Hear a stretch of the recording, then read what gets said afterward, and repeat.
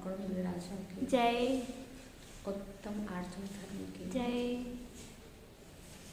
आज उत्तम आर्जव का दिन है। आप जानते ही हैं, सर्प बाहर टेढ़ा मेढ़ा चलता है, जब वह अपने बिल में प्रवेश करता है तो एकदम सीधा हो जाता है। इसी प्रकार से हे मानव, तू संसार में टेढ़ा मेढ़ा चल ले, पर जब तुझे निज घर की ओर प्रवेश करना होगा, मोक्ष की ओर प्रवेश करना होगा, तो निश्चित रूप से सीधा बनना पड़ेगा, सरल बनना पड़ेगा। आर्जव धर्म हमें सरलता सिखाता है। ऋजु भावा इति आर्जवा, ऋजुता का होना ही आर्जव धर्म है। देखिए, कभी कभी हम विचार करते हैं कि हमें वो इतना रिस्पेक्ट क्यों नहीं मिल पाता जितना मिलना चाहिए।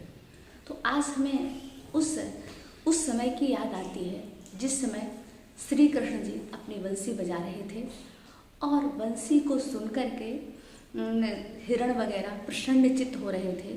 उसी समय कुछ गोपियाँ पानी भरने के लिए उधर आती हैं और श्री कृष्ण के मुख पर बंसी को देख करके जैलिस से भर जाती है, ईर्ष्या से भर जाती हैं।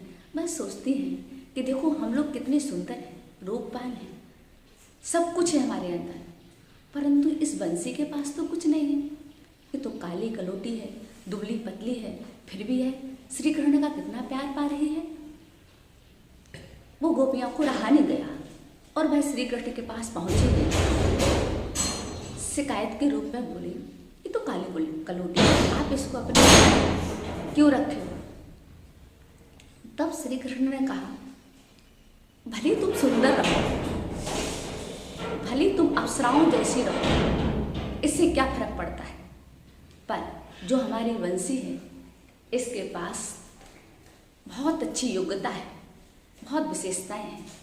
पहली विशेषता इसके पास ऐसी है, ये बिना बुलाए नहीं बोलती है, और जो बिना बुलाए नहीं बोलता है उसे सम्मान मिलता है, आदर मिलता है, इज्जत मिलती है, और तुम लोग बिना प्रयोजन के बोलते हो।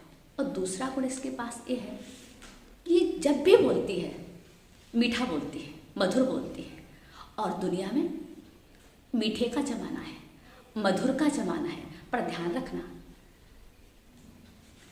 वह मिठास नहीं जलेबी की, आपके अंदर मिठास होना चाहिए गन्ना की। गन्ना में अकृत्रिम मिठास है और जलेबी में कृत्रिम है। जलेबी में डाली हुई मिठास है। क्यों?